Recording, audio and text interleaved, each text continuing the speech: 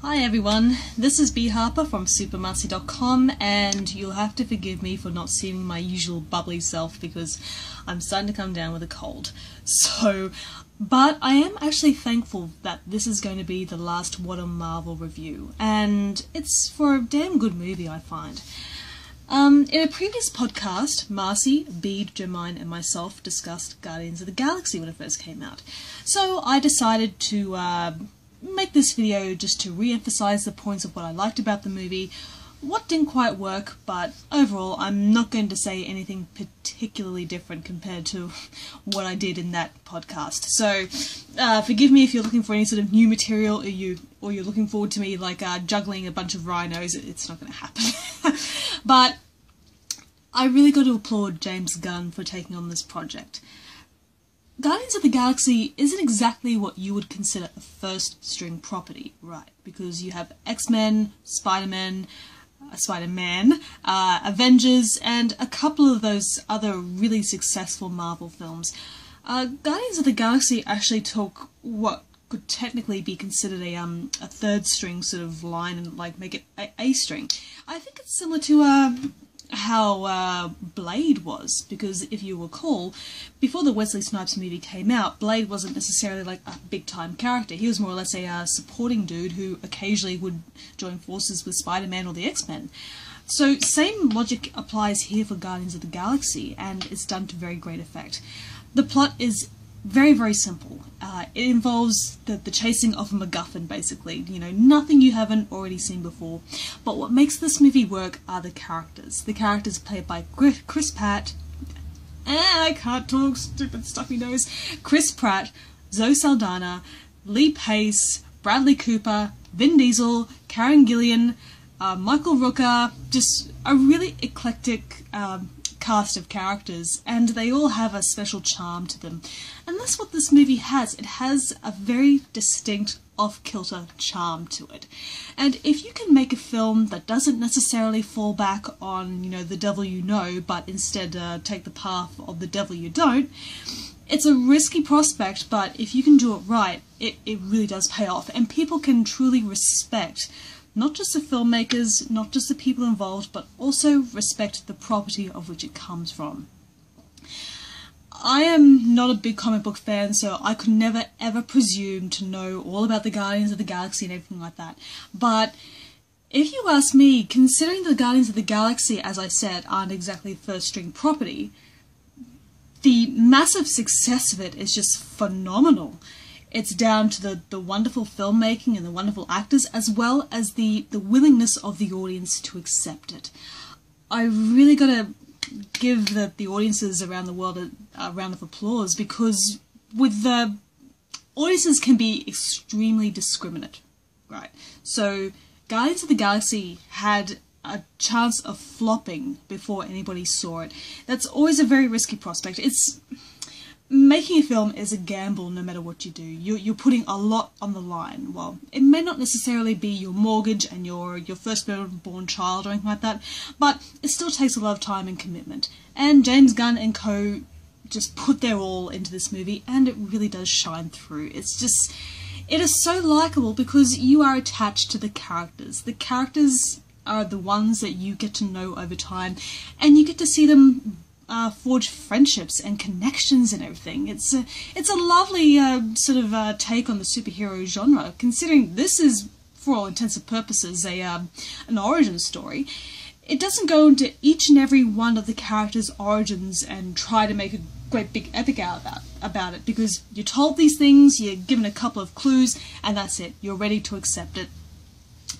Oh, excuse me. Yeah, I was very surprised by how, you know, successful Guardians was, and all the merchandise that's come out of it. I mean, my God. You know, I Am Groot has essentially become a meme.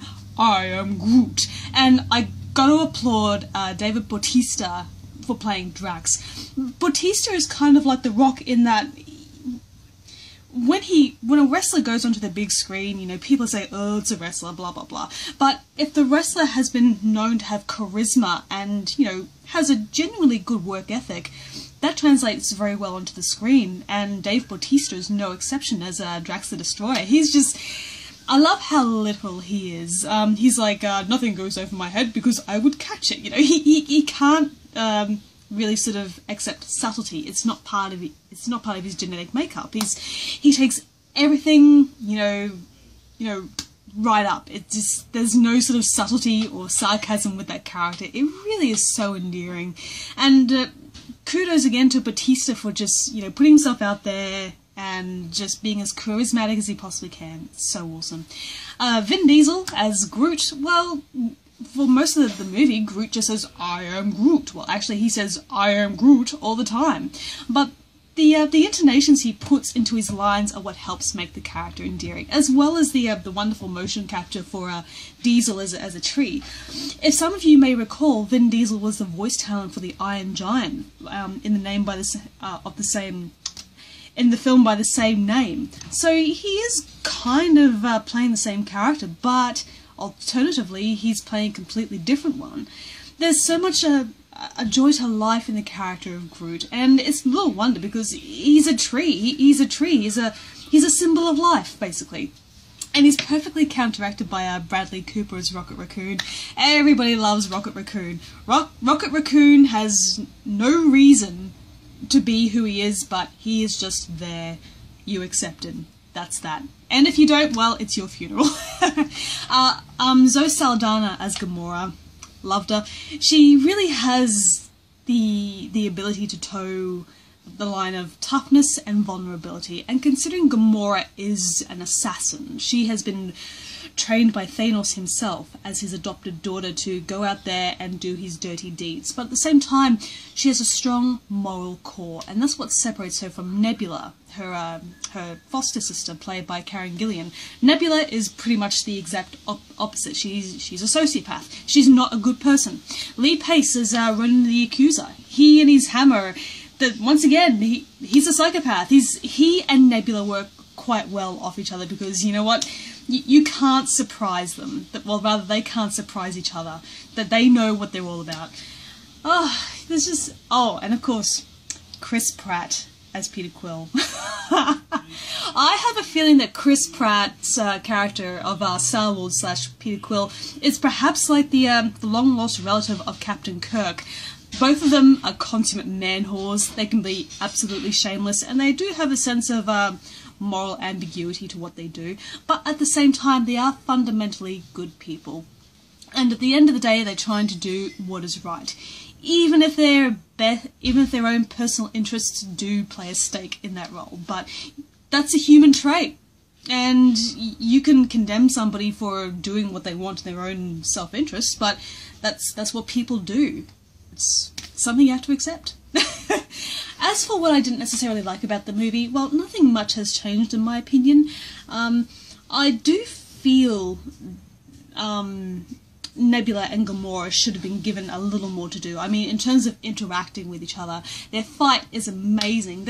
I got to applaud Gillian and Saldana for all the work and time they put in for that performance. It's so much time goes into choreographing a fight scene, and that is no exception. Those two women worked exceptionally hard.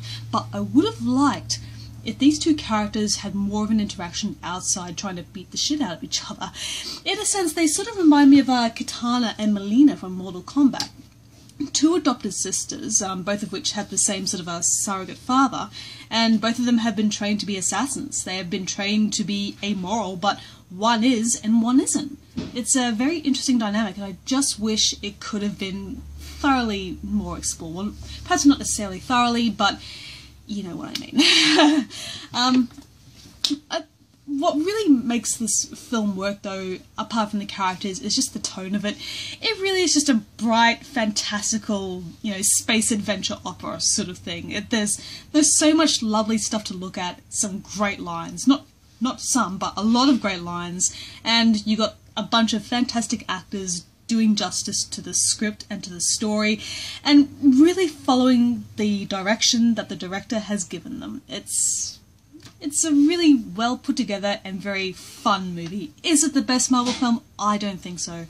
If I had to choose like which film I would prefer over Guardians of the Galaxy, it would probably be Winter Soldier. But that's not to say Guardians of the Galaxy doesn't have its own things going for it, because it really does. It has its own agenda. It isn't trying to be like the other Marvel movies. It has its own agendas in mind. And for my money, that works. It really, really does. Do I have anything else more to say about it? No, not really. So once again, guys, thank you so much for putting up with my rambling, and it has been a pleasure talking about all these Marvel movies. It's just amazing to see how much the genre and how the Marvel universe has grown over time. It still seems like yesterday since I saw Iron Man in the cinema. It's just alright guys, well, you take it easy, and once again, thank you so much for listening. Bye bye now.